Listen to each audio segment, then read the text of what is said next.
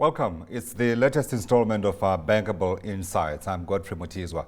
Now, while the number of women operating their own businesses is increasing globally, women continue to face huge obstacles that stunt the growth of their businesses. In Sub-Saharan Africa alone, around 56% of women entrepreneurs cite either unprofitability or lack of finance as a reason for closing their businesses. And of course, they remain underrepresented in the technology sector, while their startups see the least amount of funding compared to their male counterparts. So what's to be done to ensure that this is rectified?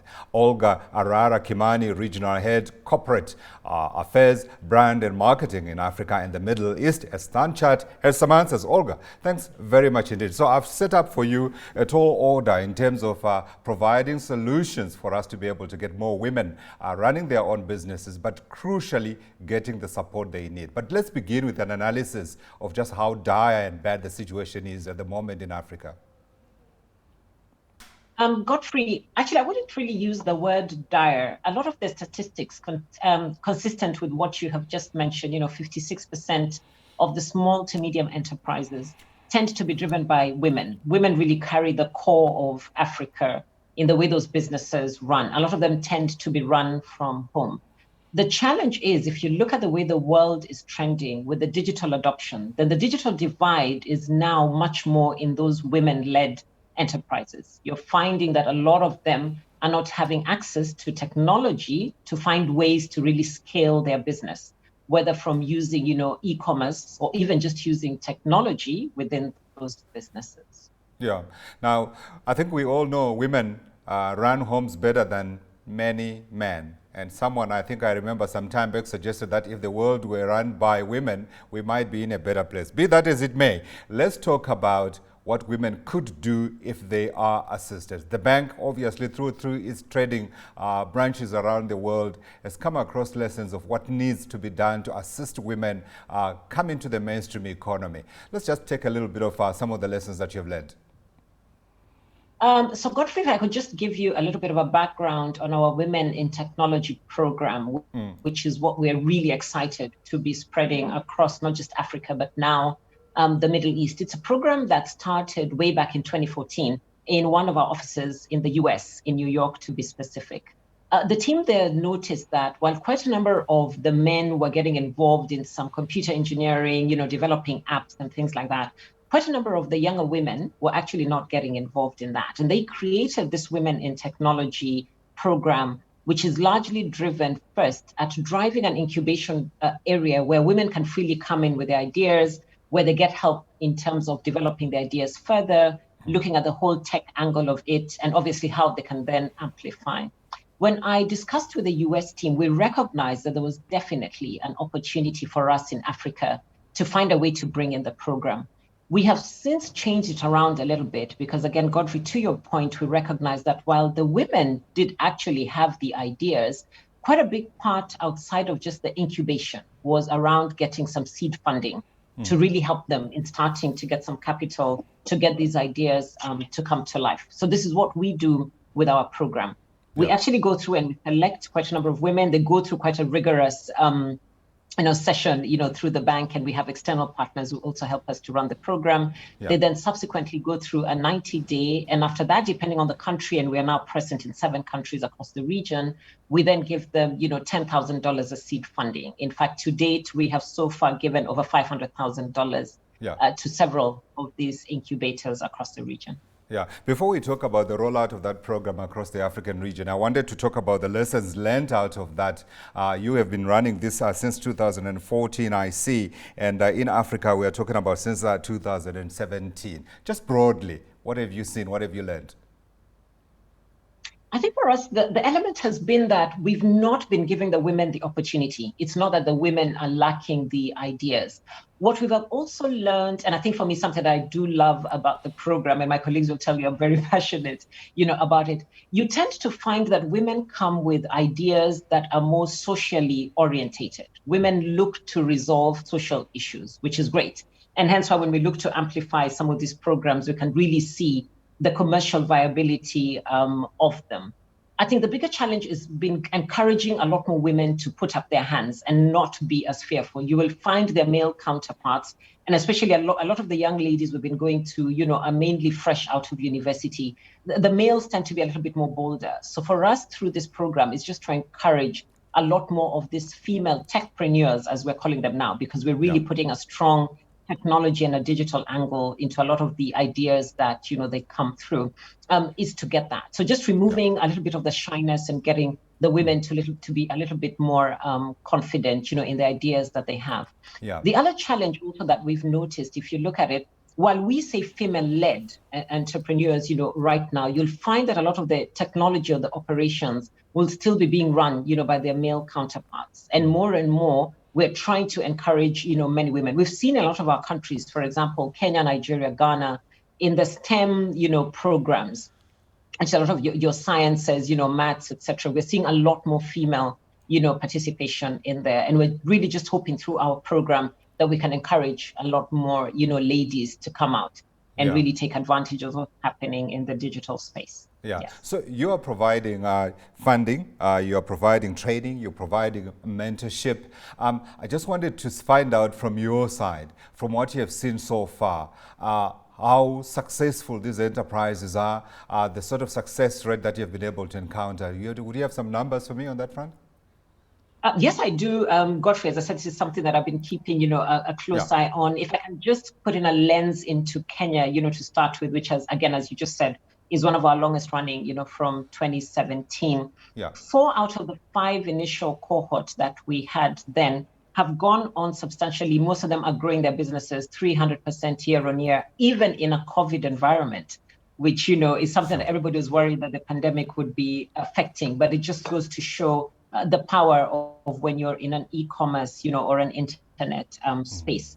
Some of them have actually grown their businesses to the extent that we're seeing other partners, for example, MasterCard and Uber, have also come in and invested, in some of these programs. If I could just give you one of the examples, one of these young ladies came up with an online training program that Uber recognized that they could actually use. Most of the time, the taxi drivers, because they own their own cars, they really didn't have time to come into a classroom environment for Uber to train them. So what Uber did was they've utilized this app that this young lady developed, and these people can do the training remotely. And only when they're certified through the app are they then allowed, to be able to get the Uber certification to drive the cars around. And they've now subsequently taken it across Africa and understand that Uber is actually looking to make this global as well. So this is just one of the examples, that we are seeing where it's not just a Standard Chartered program now, but a lot of interest coming through from other people, which is great for us. Yeah, it sounds exciting, and my next question to you is going to be, when are you taking it across the whole African region? But before you do that, I wanted to talk a little bit about perhaps some of the challenges that you've encountered. We know that women operate across very diverse environments across the African continent. And we know that in some societies, even their participation in initiatives is not encouraged. What has take-up been like? The take-up has been fantastic. Every year since we started, I think the first year we had probably about 180 applicants. This year, just in Kenya alone, we had over 300 applicants. And we're going to talk about the other countries. I think if I put it cumulatively, including the Middle East now, we've had probably over 1,500 applicants this year. And again, because we also changed the format of the program. COVID presented us, with the whole issue of social distancing. We previously requested, any of the applicants to come into an environment where they had to do a pitch and we reviewed. Now they're able to do it exactly like I'm communicating with you, through Zoom and other, internet app, messaging elements that they're able to use to engage with us. And we were able to then open the program a lot more wider to get people to come. One of the challenges, and it's something that we've also now refined in the program, we initially, put in a little bit of a guardrail to say that your business should already have been a startup. We were not necessarily just investing in ideas at the beginning. But again, you found out that a lot of the startups, because you needed to take time away from your business for that 3 months, if you're successful for the incubation program, a lot of them really didn't have the time to be able to come and sit with us. And again, as I said, COVID was great in that it posed both a challenge, but then also an opportunity for us. A lot of our programs are now being delivered digitally. it means that the entrepreneurs don't really have to take out too much time from running their business, which is what really they're vested interest in, but they can also gain a lot more learning, and not just from their countries or the mentors that we would have set up, because now we're able to access, mentors globally, which is great, for these techpreneurs as they're coming up. Yeah. Now, there could be a little girl or a little young lady sitting somewhere. It could be in Kumasi in Ghana, it could be in Gaborone, Botswana, or it could be in Mogadishu in Somalia, listening in, and they're thinking, how do I take part in this? How did you go about choosing who could be involved? And also going forward, how do you expand it? So what we did, Godfrey, we utilized quite a bit of the social media channels. We know that this is where a lot of these young ladies and, as we said, the entrepreneurs looking for seed funding, et cetera, would come through. So we have quite a number of our standard chartered pages across the region where we introduce and we talk about the program. So everybody is able to come through, including the simple, application process that they need to do that. We've used quite a number of the previous cohorts. As I said, Kenya, we're now going to walk into the cohort number 4. We use them as ambassadors to really go into the community and engage quite a number of the people to let them know about the program. And that's another way that we've really seen the word of mouth or social media really coming in and amplifying the program from us, from an awareness perspective. And what we've also now done is we've created a community. So we said, just because your idea maybe doesn't get selected this year, to go through the program, we are still offering, an engagement through these user groups to make sure that they're able to still exchange ideas, get to understand, what's going on, while we look for other partners who would probably be interested in coming in and putting in some seed funding, into any of these ideas that the women would have. Yeah. How big do you think this could get? Global. Again, as I said, everybody says that. I think, Godfrey, as I said, women have not had this opportunity. The world is going digital. We're becoming digital by design. And I think it's the element where if women are now getting a lot more aligned with that digital, getting the tools, getting the support, being able to utilize that, and I'm saying again, especially to grow their businesses, I think it will only just be better for the world. What we're trying to do, and again, now, as I said, we've got 7 of these across, Africa, Middle East. We're now looking to launch this into a lot more of our other regions. So I think it's only a matter of time before we actually make this a true global program. Yeah, I was quickly checking in how many countries you operate. You said you are in 12, but what I wanted to know is when you are taking it across the whole continent. Oh, when am I? First of all, starting with my 16 presence markets across Africa. Again, it's one of the things that you put your best foot forward and you hope for the best. I'm hoping probably in the next 3 to 4 years we should have covered the whole region. We're present in 25 countries across Africa, Middle East. And we currently have 60 presence countries. We're very open to partners. And again, I said, that's why we're in engagement, people like MasterCard and Uber, so that even if we're not present in a specific country, it doesn't mean that we cannot roll out these programs in those countries. And that's the ambition that we have in front of us. Yes. Yeah, so the opportunity is huge, as you say. I mean, when I was preparing for this program, one of the stats I came across, I think I remember I saw it from a World Bank study or something, that showed that Africa is generating more women entrepreneurs than any other region in the world. I wanted to talk a little bit about the importance of this within the context of trying to, number one, to uplift women, and then secondly, of course, to ensure that, I mean, if you have got half your population being economically inactive, it makes sense that you want them active to perhaps double the growth that you are able to generate with these other people not working. Just help me understand that how important this could be, just in terms of making women the full citizens that we all desire that they be. I think, Godfrey, there's sufficient statistics out there that would have been shared, World Bank, IMF, everybody else, that shows when you've got full female participation, whether it's on the corporate side of business, in government, in the community, and more so importantly, I think in the business and the commerce space, you see the shifts in GDP, you see the shifts in improvements in livelihoods, you see the improvement in just the way the whole world and the space would be. My vested interest in this is that while we've been moving and making sure that women were getting those opportunities, if you look at it, especially with the proliferation of mobile telephony across the region, I think this has provided a lot more of that interconnectivity and engagement that we previously wouldn't have. but I think it's more women taking advantage of what's available in the digital space and really seeing the world as their oyster and removing from thinking that the space would just be maybe their village or Kumasi, as you're saying, and seeing how they could probably trade with people in South Africa by utilizing, all the e-commerce tools that are already available. I think that is what we would really like women to really step up to the plate and take advantage of. So we want the women themselves to step up and take their place at the, I was going to call it the eating table, but we need partners, right? Standard Chartered has embarked on this journey with their Women in Technology program. And I want to know what other partners you require. I think I know them, but I want you to emphasize the importance of those partners and who they could be, including those who are not yet at the table, who need to come to the table.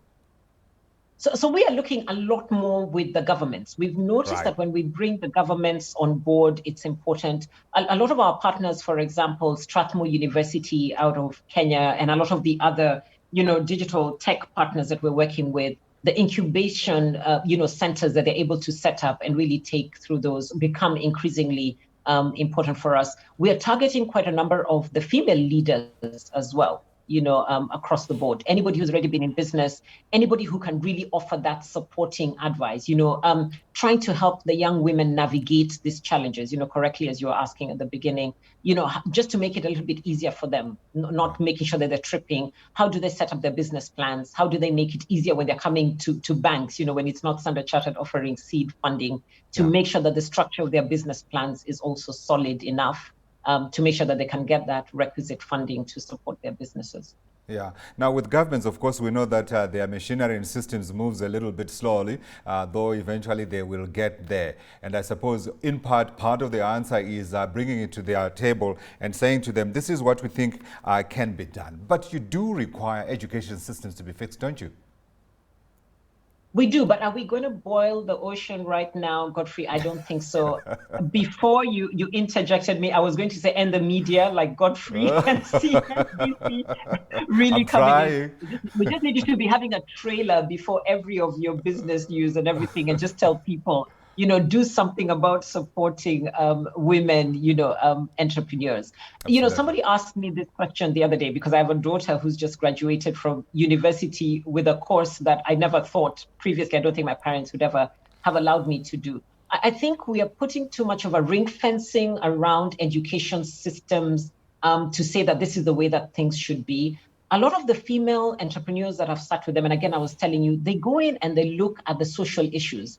Social issues may not necessarily be addressed by an education system, Godfrey. So I say I would expect people, and not just the women, and we keep saying, as I said, it's just female-led. A lot of these enterprises, of course, have the males in there. People just being alive to maybe the challenges that we have in Africa that we could resolve, whether it's from an infrastructure perspective, as we said, is it a commerce perspective? Is it even offering education, utilizing some of these women techpreneurs that we're developing? But I think it's people looking away from a stringent education system, but really taking advantage of what are those challenges and opportunities that are out there that we can really find tangible, solid solutions for.